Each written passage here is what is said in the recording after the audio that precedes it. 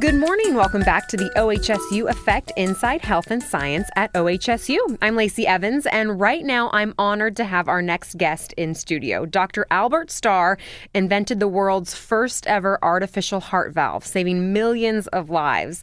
And that was more than 50 years ago. He's still teaching, still practicing, and making life better for people with heart conditions. Dr. Starr, good morning. Oh, good morning. Well, let's talk about your invention that you created with engineer Lowell Edwards. I mean, take us back 50 years ago. What was that process like?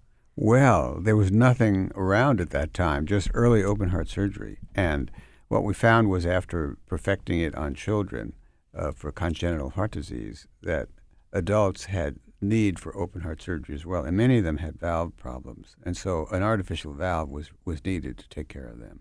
How long did it take you, I guess, to come up with that and get it perfect? It took about 2 years from beginning to the first implant in a really short time. How did you feel about the first implant? Were you excited?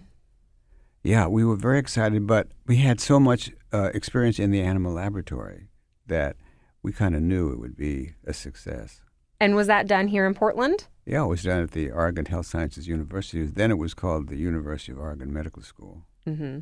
Well, it's been more than 50 years, like we've been saying, since this first heart valve. Are you still in touch with some of the patients that you saved? Oh, yes. A very important part of the program was keeping in touch with the patients and following them over long periods of time, because we had to know that the valves did last for a long period of time and if there are any complications.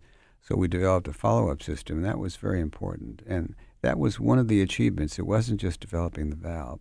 It was developing the concept that you have to keep in touch with the patients and follow them for the rest of their lives. Well, tell me more about that. I mean, were there ever any big complications, or did it go smoothly? No, there were complications along the way.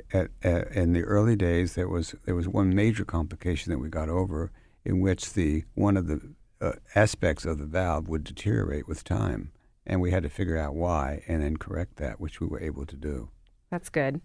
How many valves do you think you have implanted?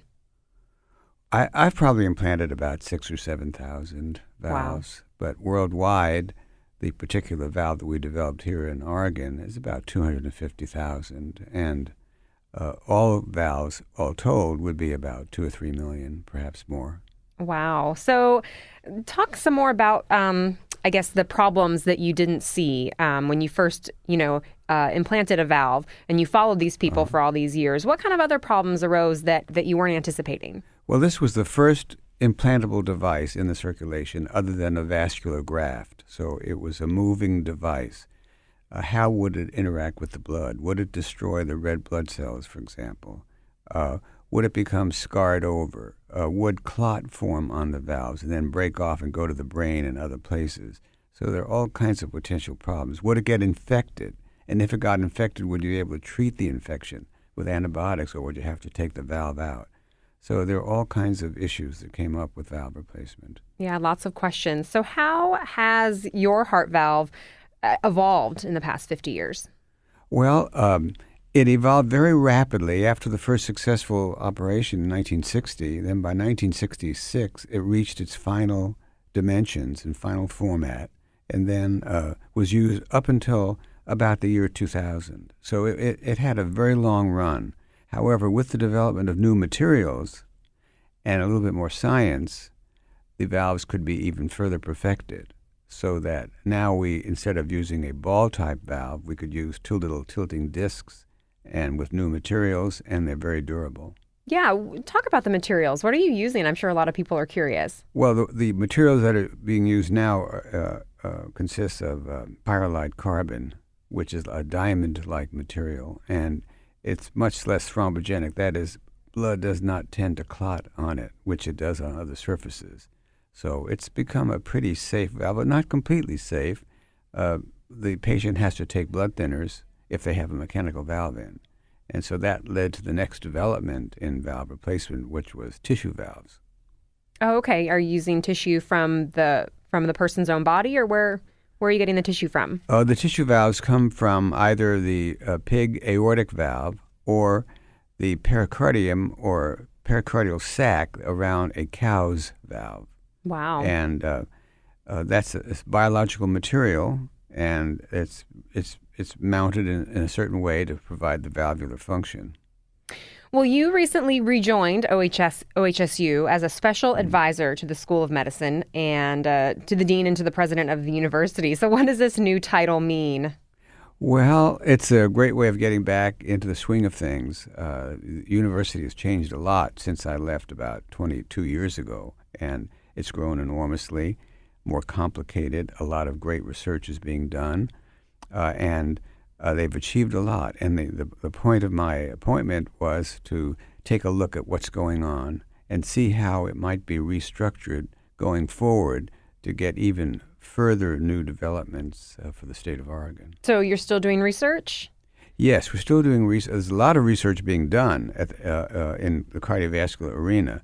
My own personal research is the long-term follow-up of our patients who've had valve replacement of different types, and then to try to get some direction from human implantation where the next big advance will be in valve design. And are you still teaching as well?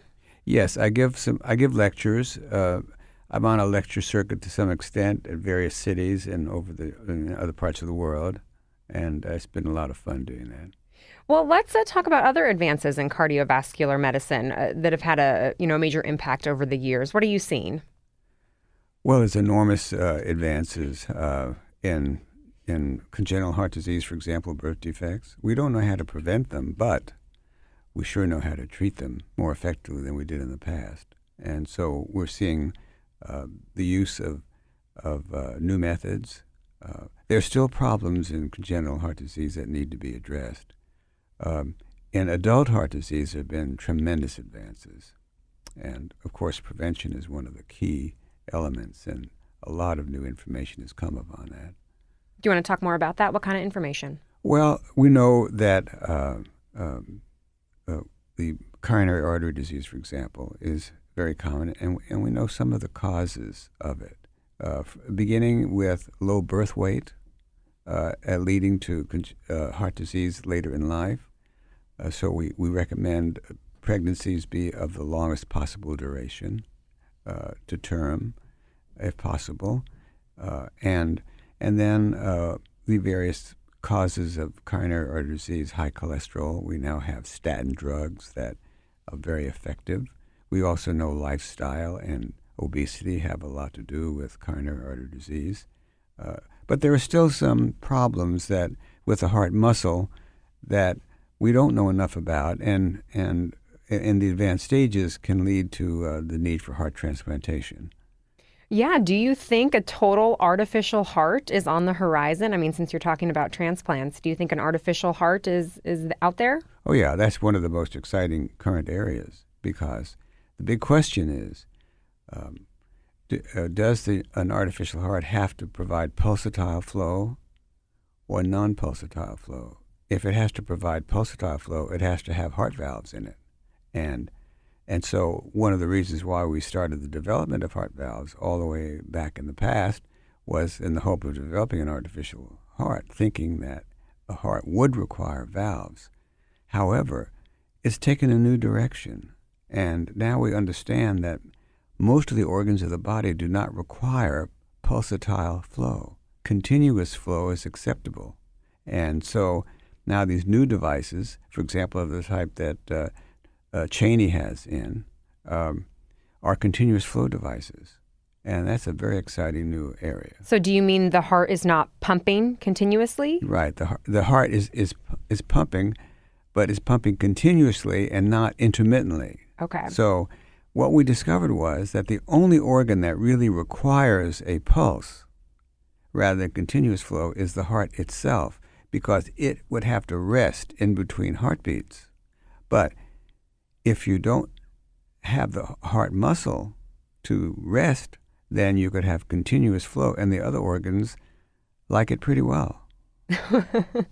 They're okay with it. Yes.